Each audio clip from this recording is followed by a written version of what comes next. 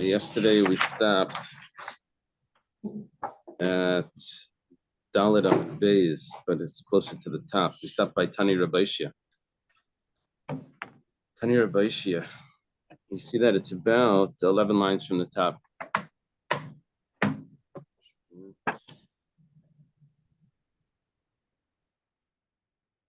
Okay. Thank Hashem that we're able to learn Torah every day. In the course of our learning, we have the base of Migdash immediately.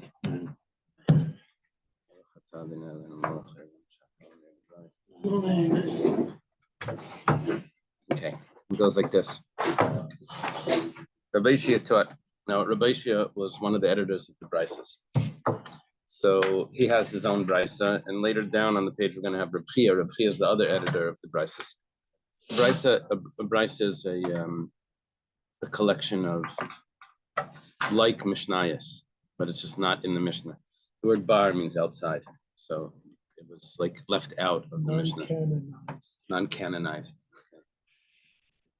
Is that bar the same as the Kassan? It's spelled exactly the same. Beryl Wine describes it as a Mishnah that didn't make the cut. Yeah, it's cute.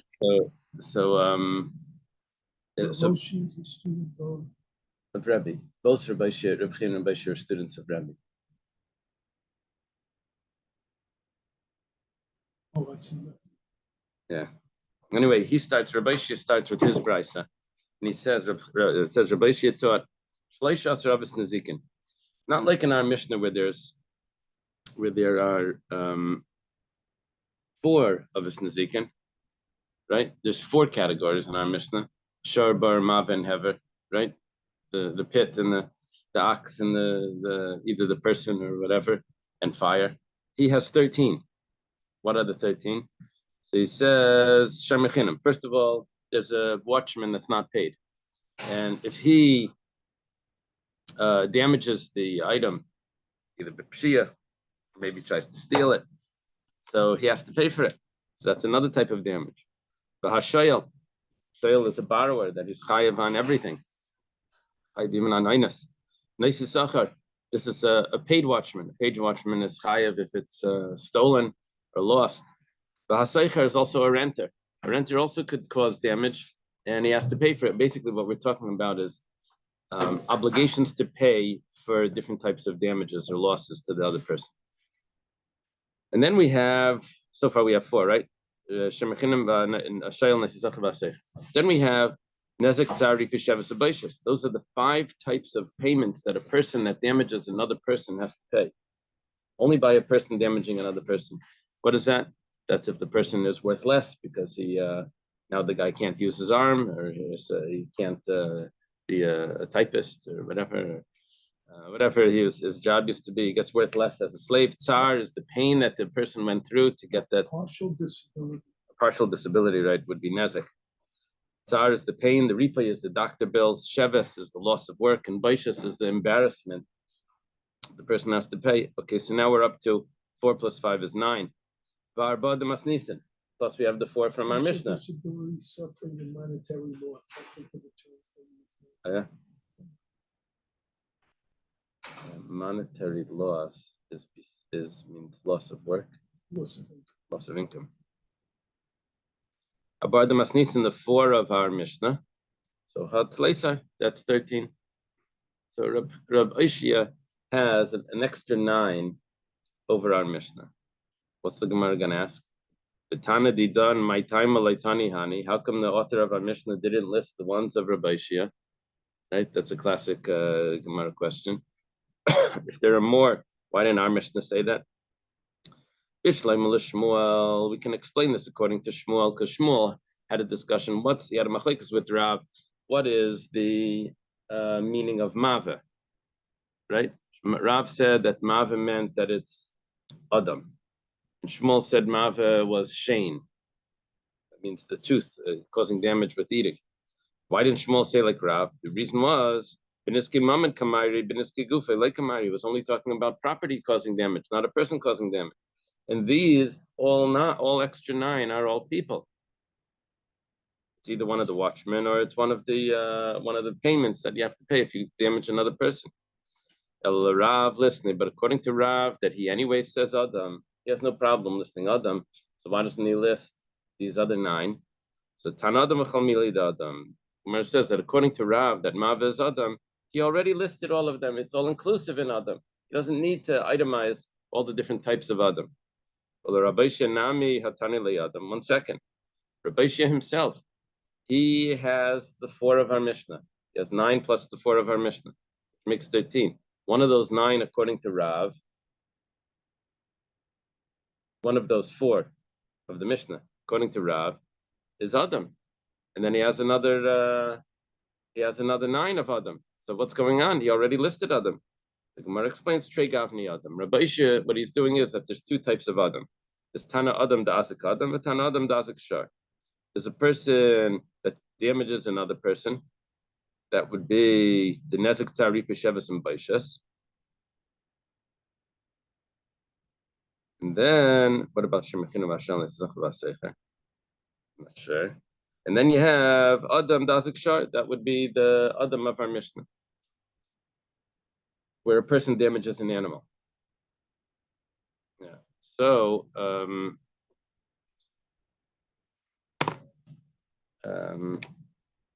Rashi says that where do you get that that over here we're dealing with a person damaging an animal?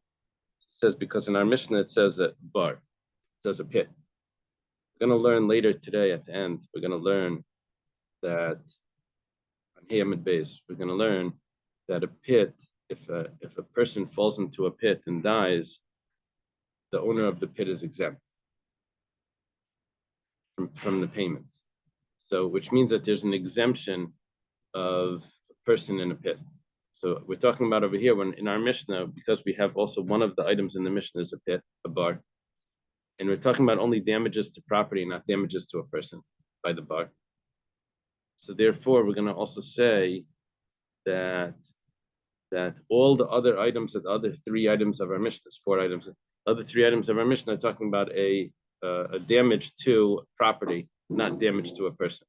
So therefore, when we say Adam in the Mishnah, according to Rav, Mav is Adam, which means a person. So we're not dealing with damages to a person, we're dealing with damages to property. And we get that because one of the items of the Mishnah is bar, which is only damages to property. Okay. In the case of the pit, if the person gets damaged, the owner of it pays. But if the person dies, he doesn't. Tell me again. If the person gets damaged, he gets paid. If he dies, he doesn't. Yeah. I'm asking. In a pit. Yeah. Yeah. Special exemption. We learn it from the pasuk. Right. The Gemara says, if you're going to list 2 types of Adam, a person that damages another person and a person that damages property. So why are you only doing this by Adam? You should do this by Shar. You should have different types of Shar. You have a Shar that Shar means an ox that gores a person, and an ox that damages property. Why do you only have 4? You should have 5, 6, whatever. It says Haimai. 1 second. This what? This, which means Haimai, like this. What this? What do you mean? Adam, when it comes to a person, Dazik Shar, when he damages property, damages an animal, Nezakud the Mishalim. He actually only pays for the damages. He doesn't pay the 5 things that you pay when a person damages another person. What are the 5 things? What was your list? Like this time? No. The monetary loss was the 3rd one. That wasn't their list. What was Damages. Pain and suffering. And monetary loss. And then you have the other. You have the embarrassment. So that applies when a person damages another person. So Bishleim Adam Dazik Shar Nezekudim Shalom. He only pays for damages, but Adam Dazik Adam Shalom Arba Dvarim. But if he damages another person, he pays all those other types. Nezek Tzar Sheves Ripa Baishas. Nezek he pays anyway, but Tzar Sheves Ripa Baishas, he's going to pay. Elashar, but when an ox damages That makes no difference if he damages a person or if he damages another other property. He always pays damages. He never pays more than that. Now, I have a question. I don't know if I saw it in a commentary or I'm just thinking this. I must have seen it somewhere. My question is kaifer. That if an animal kills a man, there is a payment that he has to pay. And if an animal kills an ox, you don't have that payment. And from our Gemara, it looks like that there's absolutely no difference between an animal damaging another animal or an animal damaging a man. And that's what it's saying. Also, therefore, we only said shar once. We didn't list every type of shar twice. There's also apparently no fine mentioned. Yeah, we're not mentioning any fines so far. I'm saying like treble damages. Yeah. So no Yeah, we're fine. leaving that out. Is kosher a kanas? Oh, there's two options there. If it's payment, if it depends, if it's Dmei Nizik, then it's not a knas. If it's Dmei Mazik, then it's a knas. That may be the answer. Maybe the Gemara is following, that could be. Maybe we were following the opinion that Kaifer is Dmei Mazik. It says he has to pay the value. Whose value? His own value, which would mean it's his kapara, or the value of the person that got killed. That would mean that it's mammon. He's paying for the money.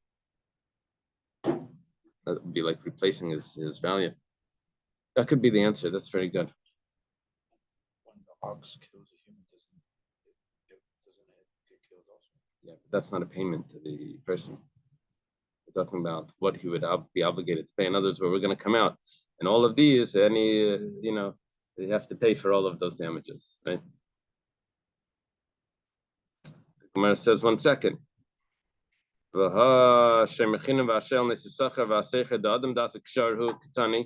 question we had before, you said before that there's two types of Adam.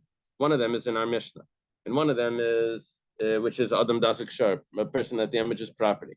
Then we have a person that damages another type of damage. That's what Rabbi Shia added in. We said that our Mishnah was only talking about a person damaging property. It's a person damaging property. So then we have no,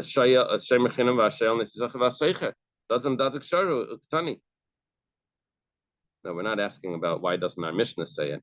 We're asking why does it need to be mentioned in Rabbi Shia's cases if our Mishnah already said Shar. I'm sorry, if our Mishnah already said Adam.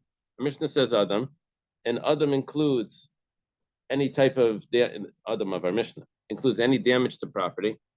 So why does Rabbi Shia need to add in another four of those Adams? That's a person damaging property.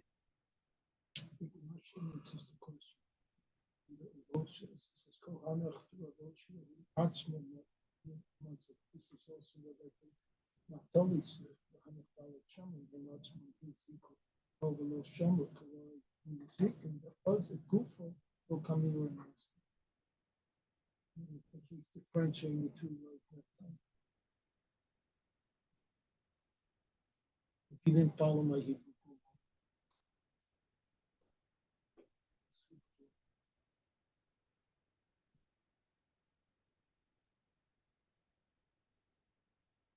Rashi's answering another issue.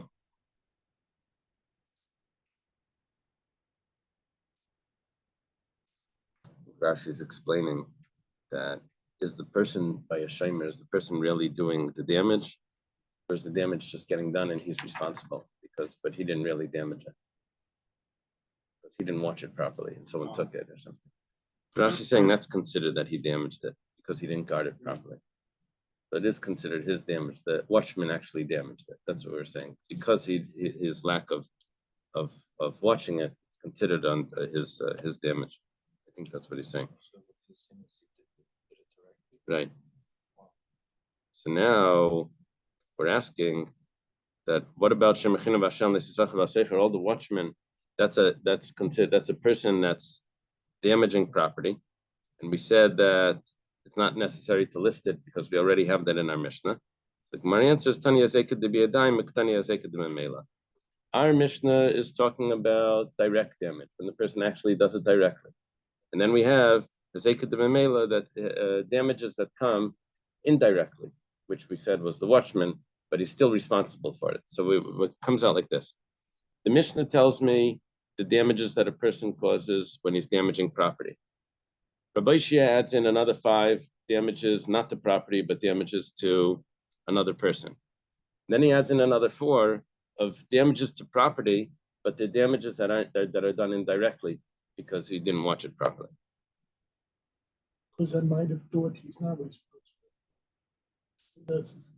So what Rashi's saying the same as what Rosh used to. What do I need Rashi? Whoever came first. Kol hanach der Rabbi Shia, hu atzmei mazik.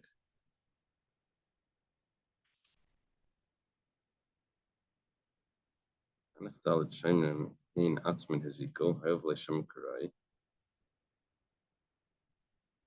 Zaken da zekufa, like Mayri masnisa.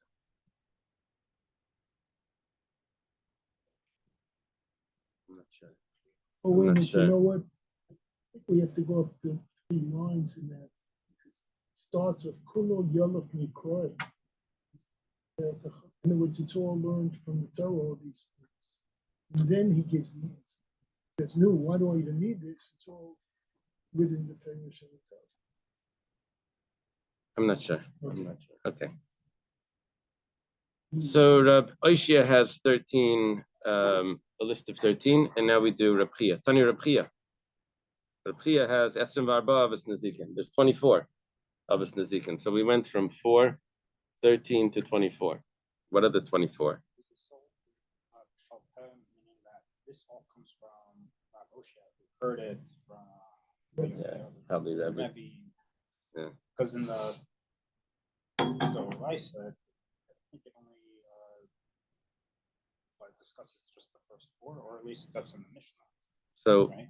So we're gonna actually have psukim for all of these. Oh, okay. Each one of these is a type of damage. Oh, wow. Okay. The point of all of this is that it's all gonna come out that you have to pay any of these damages you have to pay from the best of your property.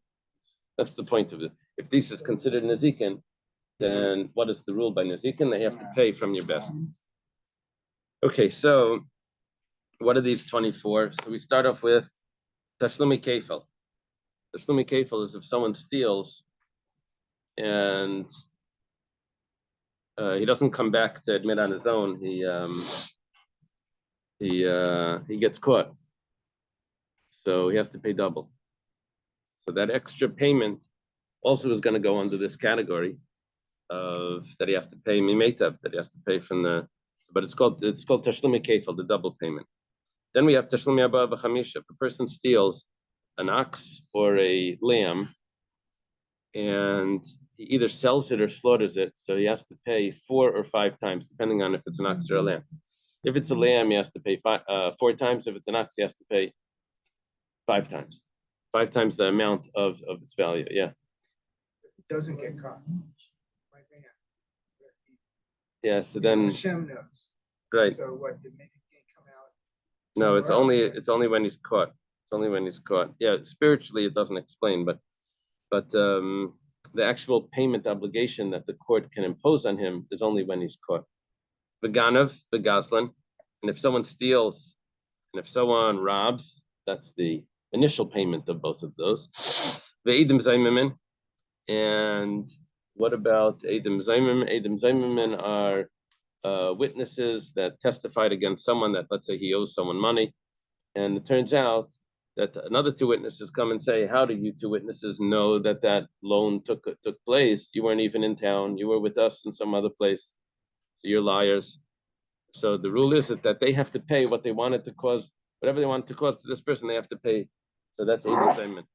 Va'inus is someone that rapes a girl, and he has to pay 50 coins. Mefata is someone that seduces a young girl, also has to pay 50 coins. Maitzi Shemra Tzugazun. Someone that says that his wife wasn't a virgin, and which was false, he has to pay 100 coins. Mitzvah Shemer, yeah. No, not in the Torah. So someone that contaminates the produce of the truma produce of his friend, goes over to his friend's produce and he touches it, makes it contaminated. Bamedama is someone that mixes his friend's truma with chulin, or his truma with his friend's chulin, which means that now this chulin means regular produce, cannot be sold to anyone. It can only be sold to a kohen, because no one else is allowed to eat it because there's truma mixed in. Menasech is someone that pours wine, his friend's wine, in front of an idol, which is a type of idol. Which the question is, why doesn't he get killed for doing that? But whatever the case is, the wine becomes prohibited, right? Becomes yayin nesach. So we just said 11, right? So 11 v'hani tleisar plus the 13 that we had from Rabbi Shia, which was Rabbi Shia's 9 plus the 4 of the Mishnah. So it's 4 plus 9 plus 11, which comes out to 24. Oh, Esrim Varba, that's 24. 11 plus 13 is 24. I'm going to ask, Rabbi Shia, my time Hani, how come Rabbi Shia didn't list all the ones that Reb Chia had? So it says, Dr. Stein, you mentioned this before. He was only saying payments that are mamain, not payments that are knas. The difference between mammon and knas is one is a penalty and one is like restitution. One is you have to pay back the damage that you caused. The other one is that you have to pay a fine. The difference between a fine and payment is Reuven damages Shimon. So Shimon has a loss of money. In order to rectify that loss, so Reuven has to pay. The main point of the payment is that Shimon receives the money. Restitution, right? The main point of a payment is restitution, is that Shimon receives the money because he lost the money. The main point of a fine is not that Shimon receives the fine. The main point is that Reuven loses it. It could be it goes to the court. Could be it goes somewhere else, right? The fine isn't on. It's not about Shimon getting the money back. It's about Reuven not doing it again, and we put a fine on him. So we're saying now is that Rabbi Shia wasn't talking about those fines. Rabbi Shia was only talking about the regular money. Now the compensation or restitution or whatever it is. Yeah. Does Chatzi Nezek go to someone other than the injured party? The Chatzi Nezek, the Gemara later on has a discussion if Chatzi Nezek is a knas. It's a machlekes Rav Papa and Rav Huna Breder Rav Yeshua. If it's mammon or knas. In other words, was he really supposed to pay full price, but we're lenient on him because it was the first time? Or do we say he really didn't have to pay at all, but we're strict on him and he gets a fine? That's machlekes Rav Papa. It's a later machlekes, later Amiraim. Regarding the wine idols, it says that the person receives first the monetary, and then the monetary that goes in place first, and that one person can receive the monetary and capital. How is that? 32. I guess it's because it's put in the same verse.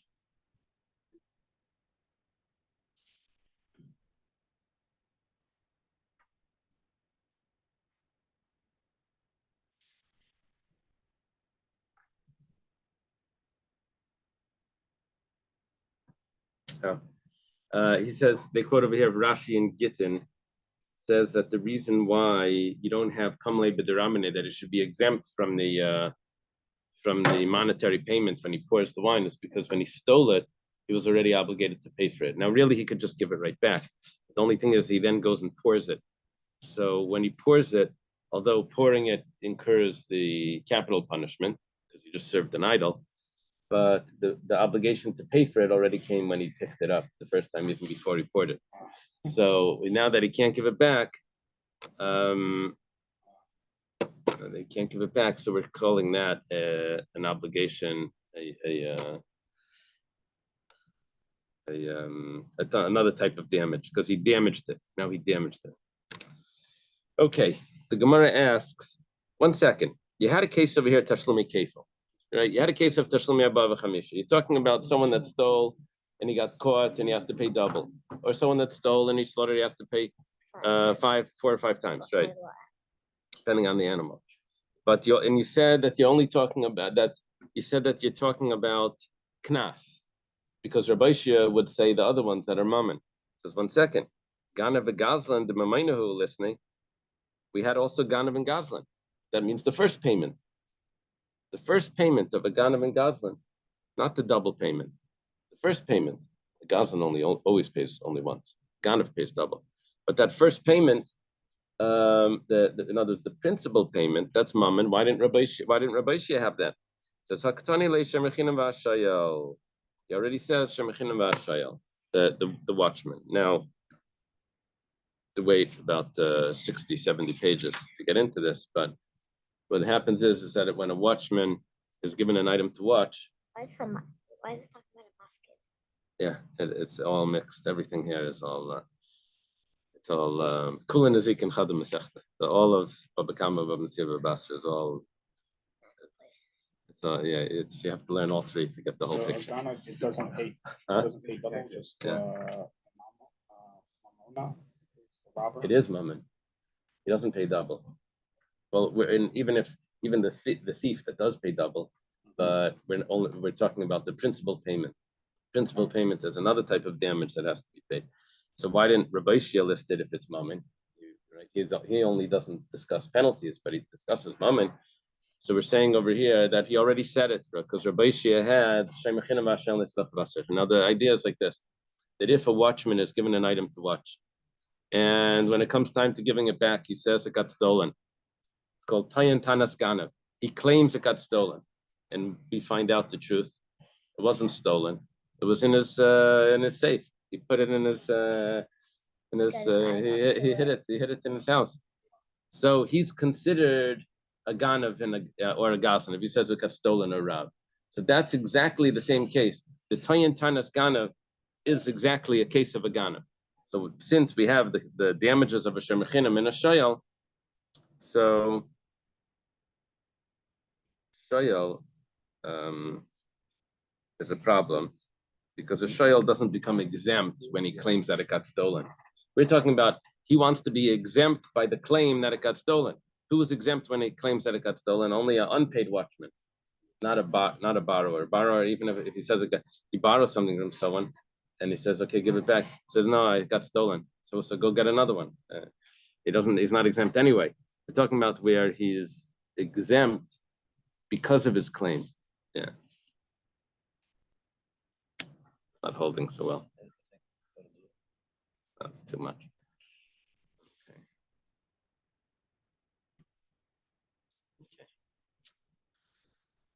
Reb Chia, hanging.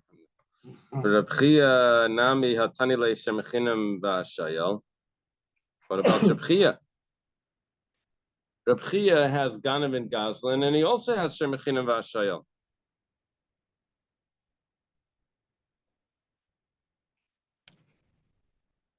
Yeah, Rashi says Hashayel, even though it's not. It's just like taking it for. It says Lav Dafka. The main point was the Shemechinam. Okay, so what about Reb Chia? He has Ganav and Gazlan. He also has Shemechinam and Shel. He has the thief and the robber. He also has the unpaid watchman, and he has the borrower. It says Tani Memayna Dasal Yadibeh Terek Tani Memayna Dasal Yadibeh Surah. Reb Chia was dividing it up into 2 categories. There is money that comes into your hand legally, and there's money that comes into hand illegally. The money that came into hand legally could still be damaged when, instead of giving it back, you decide that you're keeping it and you claim that it got stolen. So it started off coming into hand legally. The person told you to watch it for him. And then you have money that comes into hand illegally, because that's when you actually go into the guy's house and you sneak it out. That's illegally. The difference between a thief and a robber? That's the difference, not between a thief and a robber. That's the difference between a thief and a robber versus a watchman or a borrower. The watchman and the borrower, they got it legally, and then they end up stealing it. The thief and the robber took it originally. So Rabbi Shia didn't divide that up. Rabbi Shia had it all under one category, but Rabbi Chia divides it into 2 categories. Eidim Zayn. Sorry. Why not 4?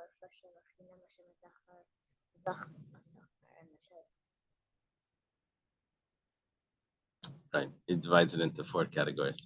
Shalom is correcting me. He divides it into Shemer Chinam and the Shemer Sachar. Actually, no. You know why? Because it's really only one extra category. Because a Shemer Chinam is Chayiv, is Pater on Gnei V'Aveda. So when he says it got stolen, he's actually exempting himself. That's his way of stealing, is by claiming that it got stolen. He's now stealing because it really wasn't, so he's really hiding it. But a Shemer Sachar that says it got stolen actually has to pay for it. So he's not really stealing. Right? We could claim that it's an inus. Right. If he claims that it's an inus, that would be another category. But we're saying that because he's claiming that it's stolen, so we asked, how come we don't have the case of a robber or a case of a thief? It says, we already have it in the as a subcategory of a Shemer Chinam. Because when a Shemer Chinam says that it got stolen, so that's like stealing. So under the category of Shemer, well, a shayel would be, inus is just damages, not stealing. It wouldn't be stealing. He's chayav, yes, but not stealing. He's exempt from Mesa Malacha. That's true. Okay. Edim Zayim the minor listener, the Gemara asks, how come Rab Oishia doesn't have Edim Zayim, and Edim Zayim are those 2 witnesses that testify, and another 2 witnesses come and say, how could you testify? You weren't even there. You were with us. So they have to pay what they wanted to cause, the harm that they wanted to cause to the person. So what are they doing? It's restitution, right? It's exactly the harm that they wanted to cause. They're paying. So it says, follows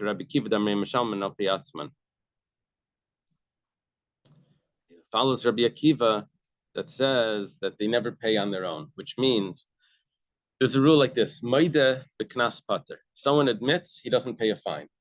You only pay a fine if witnesses come and testify.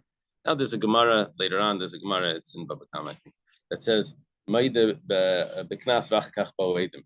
If you run quickly to Bezdin, you see the witnesses on the way, you quickly turn yourself in. Can you get exempt even though the witnesses show up later? That's a discussion in the Gemara.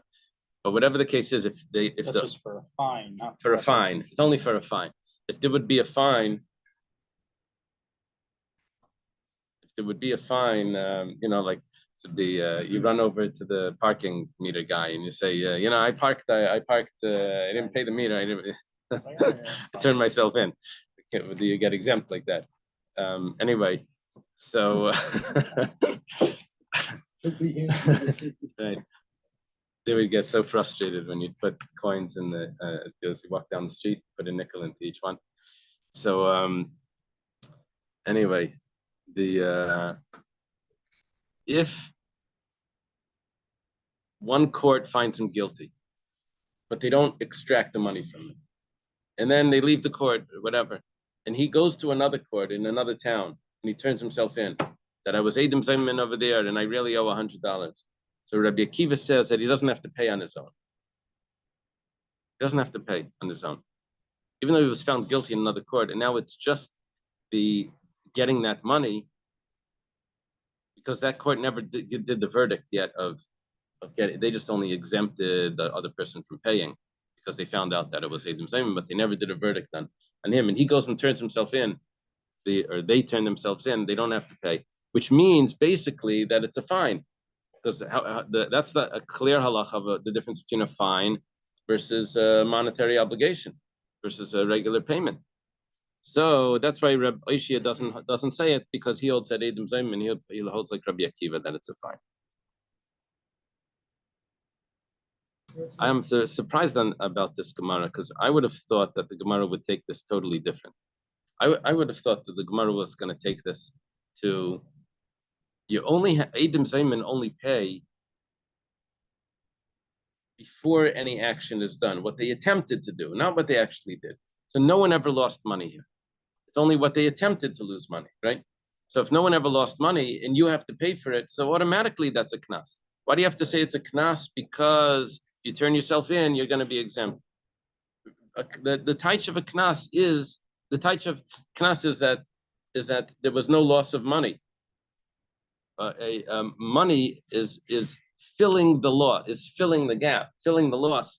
That's what money is. The mammon is the Hebrew is right. The Hebrew word money, the English word money is similar to the Hebrew word money, money, mammon. Okay. In the scenario that the thief pays double, does the party affected receive double the money, or is only receives like He receives double, gets double, yeah. Yeah, it's like losing your suitcase on an airline. You get to go buy new stuff, and then you get your old stuff also. Okay. So, Isavala Rabbi Akiva, Gemara asks, if Rabbi Yishia follows Rabbi Akiva, listen to Gavni Shar, listen to Shar Dazik Shav, listen to Shar Dazik Adam. So Gemara gets itself into this complex problem over here. Because if you're trying to answer the question about why don't you say them Zaymamin by saying that you hold like Rabbi Akiva, oh, you hold like Rabbi Akiva, then let's accept all of Rabbi Akiva's opinion. We have another opinion of Rabbi Akiva that says that there's a difference between an ox that gores another ox or an ox that gores a man. An ox that gores an ox, Rabbi Akiva says a tam pays chatzi nezek, but an ox that gores a man pays nezek shalim. That's Rabbi Akiva's view. He says that whole concept of chatzi nezek, of half payment, is only when an ox scores an ox. When an ox scores a man, there is no half payment. It says the Tanan. He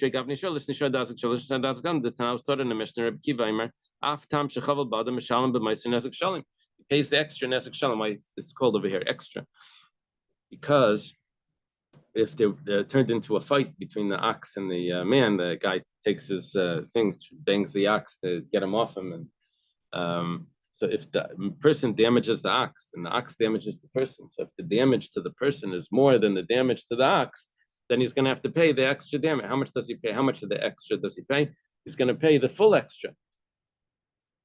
So if we're following Rabbi Akiva, why did you only say shar? You should say shar and shar again. Shar that damages a person and the shar that damages an ox. Those are two different halachas. It's a gazant. The Gemara says, Hatavi Rabbi Akiva l'gzize. That's not a question, because Rabbi Akiva already broke his strength. Titania, the strength of his opinion. Titania Rabbi Akiva Aimer, Yachal Aftam Shechaval Badam Yishalim in Aliyah. I could have thought that a tame animal, one that only gored under 3 times, I could have thought that he has to pay from the best of his property. Talmud Laimar Yaselai, I don't know if it's Yaser or Yaselai, Migufa Mishalim Vena Mishalim in Aliyah. He pays from the body of the ox. There's a special halacha by a tame animal that causes damage, that you take the damager animal, and you take your payment from the damager animal itself.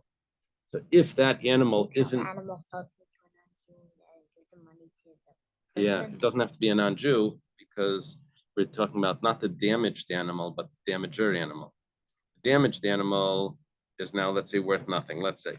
But the damager animal is worth, let's say that is worth $100. Let's say that this was worth $200, the one that died. Now it's worth nothing. The one that damaged is worth $100. So you take that animal, and it's half the payment. So he takes that animal. So he gets half the payment. Let's say that animal is only worth 75. He's not going to get his full payment.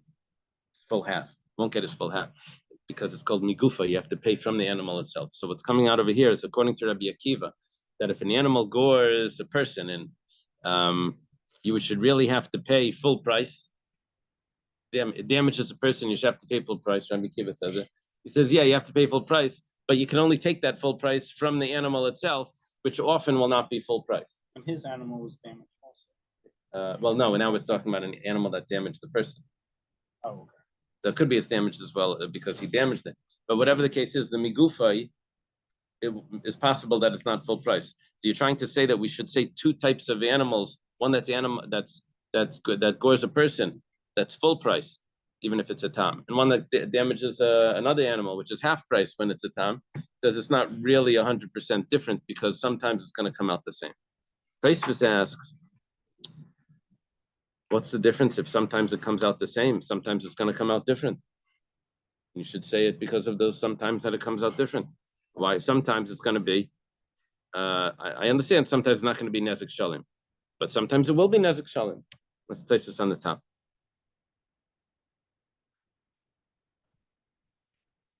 Taisus answers. You see that, Reb Naftali? Start from Lapirsha Kunchas Nami Kasha. What line is that? 3 lines down in Taisvis. Okay. He says, Afagav the Zimnin like a Nesek Shalim, going Shashar in Shava Kadea Zekim, Kalmakum listening Tregav Nishar, given the Pam Nesek Shalim. Sometimes there is Nesek Shalim. You should say it because of those sometimes. It's another possibility. It may not be every case, but sometimes it happens. And so that should be another type of damage. So Taisus answers that since you only pay me gufay, so it can't be listed in our Mishnah, because our Mishnah says that you pay from Meitav, pay from the best, which does not fit with our Mishnah. Our Mishnah, which if you pay me gufay like a tame animal, the pays from the ox itself, from the damage animal itself, so then that won't fit with our Mishnah. That's why we didn't have it. Or with Rabbi Shia. Rabbi Shia also wants. That's going to be Meitav. Meitav means the best. Okay. What about if a girl is raped or she's seduced? A young girl is seduced. It adds in Mitzvah Shemer as well, but that's really a fine. But it says that this is considered money because she was a virgin and now she's not, and so she's her ksuba is less, her value is less. It basically is paying what for the difference of her value that would be in a ksuba. The Gemara says manavshach. 1 second. We're asking, why doesn't Rabbi Shia list it? Only Reb Chia lists it. Inezek, if it's dealing with the damage itself, that now she's worth less. So Tanale, we already said that. Itzar, if there was pain here that you're asking to pay for. So Tanale, we already said tsar. That was one of the 5 that Rabbi Shia added, right? Nezek tsari pishav. Ibaishes, if it's Disability. right, if it's baishes or if it's embarrassment. So Tanale, we have that as well. What about disability? That would be nezek. That'd be nezek. That would be the damage. Ipagam. Pagam means, I guess, that she's now worth less in the ksuba. And nezek would be actual damage. So hainu nezek. So that's what she's worth less. That's the same. It goes under the same category. So maslach lameimar. So what are you trying to say? Knasa. You're trying to say that there's a fine over here. If it's a fine, the knasa leikamari. So you already gave the answer before you started. You already said that we're not discussing fines. Okay. Now we say what about contaminating someone else's grain, or putting truma into someone else's grain, or pouring someone else's wine? That's an actual loss of money on the market. It's definitely worth less. Can't sell it. Or truma, you can't eat it. That becomes tameh. Or you can only sell it to a kohen. The market price is less. It doesn't have the same options of selling. It's a manavshach, the Gemara says. There's a discussion. If a damage that's not recognizable, no one, when you look at it, you don't see any damage there. Yeah, So I was just gonna bring that up actually, like something like sentimental value. Right. Subjective. Yeah. Sentimental value, I don't think is ever going to come out. It doesn't come out in American court, does it? The sentimental value. Can you claim that guitar was mine? But it's a personal thing. It's a personal thing. Right. I don't think it comes out in Torah law either. I think it's always market value. What would that cost in the store? Yeah. Not because you played with it. That's a factor amongst people. Right.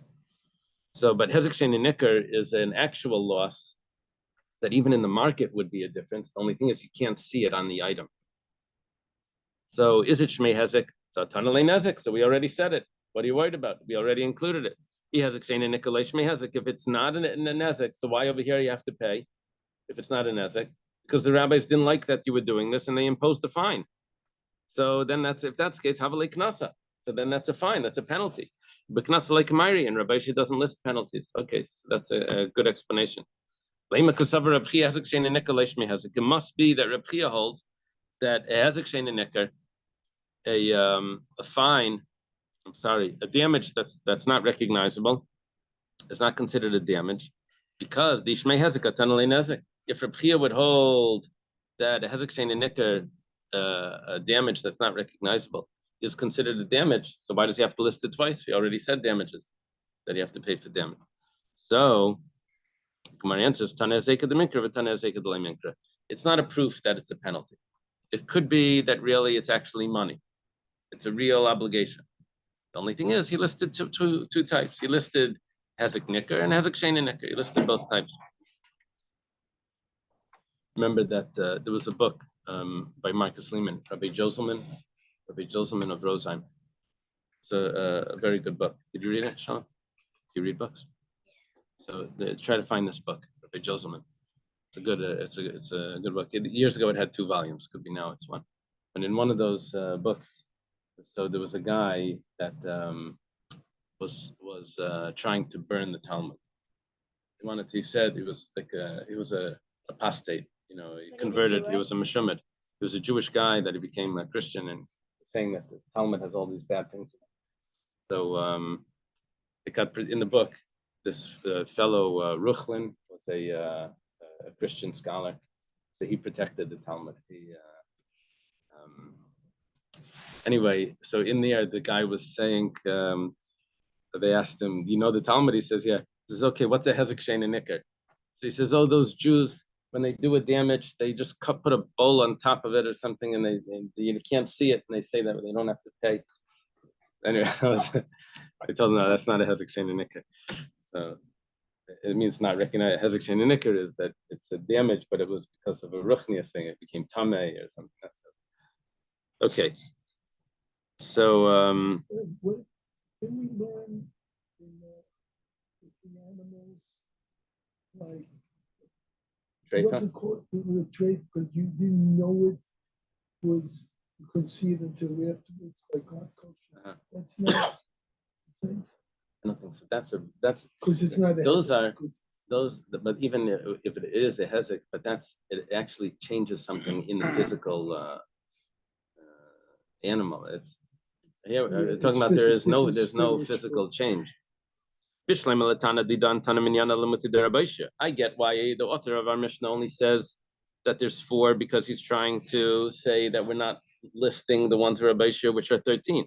For Rabbi Shia, Tana Minyan and Rabbi Shia says the 13 because he does not want to say the 24. Lemuti de Rab Chia. Ela Minyan de Rab Chia lemuti mai. What's Rab Chia coming to exclude? Lemuti meiser mefagel. He's coming to exclude someone that informs the government about a Jewish person's money, and the government comes in and takes the money away. Or mefagel is someone that ruins a kayan, that ruins a carbon because of his thoughts. But listening, so why doesn't Rabbi Chia say it? Why is he so against it?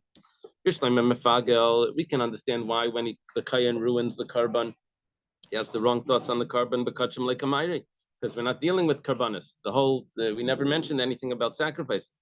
Why doesn't he list? He informs the government. Shani Meiser did dibura. That's speech. Dibura like Kamairi, because we're not talking about speech. Damages with speech we didn't mention. The Gemara says we didn't mention speech, but Maitzi Shemra, the Gemara says diburu ukatani, because when he claims that his wife wasn't a virgin, so that's a damage, and we said that dibura dispe maisu. That's a speech that came along with an action. He lived with her, and then he says that she wasn't a virgin. What about Eidim Zaymimin? What about witnesses that testify falsely? There was no action there. It says even though there is no action, but the Torah calls it like an action. We do to them what they wanted to do to their brothers. So it's called do. It's called what they wanted to do. So that's considered action. Told us. In our Mishnah, we had told us. What would it told us? Well, it told of Shane was that if it scratches its back. It told of Karen was when it sat down on something. El Rab Chia v'Rabbi Shia Avis Mechaldik told us the same. What did it told us? Why are you calling it Avis? It says Amar Rabavo Kulun Ka'avis L'Shalom Emeitav. What we mean is that all of these are all under the category, all categories of nezikin that you have to pay from the best. My timer, what's the reason? Asya tachas, nesina, yeshalim, kesef. So Rashi goes through a whole list over here. The list goes that by Shara Muad, it uses the word tachas. By Shar Shanagach, by Ax that gores the slave, it uses the word nesina. By Shein and Regalo, it uses the word yeshalim, that he has to pay. By a bar, it uses the word kesef. And you take each of these 24, you'll either find either tachas, nesina, yeshalim, or kesef, which tells me that I learned from that word of yeshalim or nesina or tachas or kesef, I learned that you have to pay me meitav. Where do I learn it from? I take it back to the Shara Muad and the Shein and Regal, which says that you have to pay from the best of the field, which over there it says one of those 4 words. I guess we should stop here. Okay. Have a good day. And the father. Yeah, 1 second. Rabbi Isha.